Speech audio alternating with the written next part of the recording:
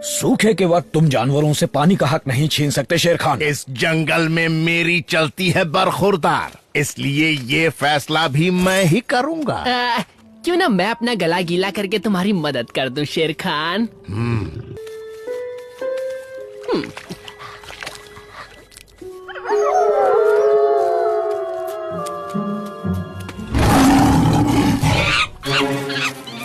ये तो नाइंसाफी है शेर खान, ये सब करके आखिर तुम्हें मिलेगा क्या? चाहता तो बहुत कुछ हूँ, पर अगर तुम्हें पानी ही पीना है तो कीमत चुका दो।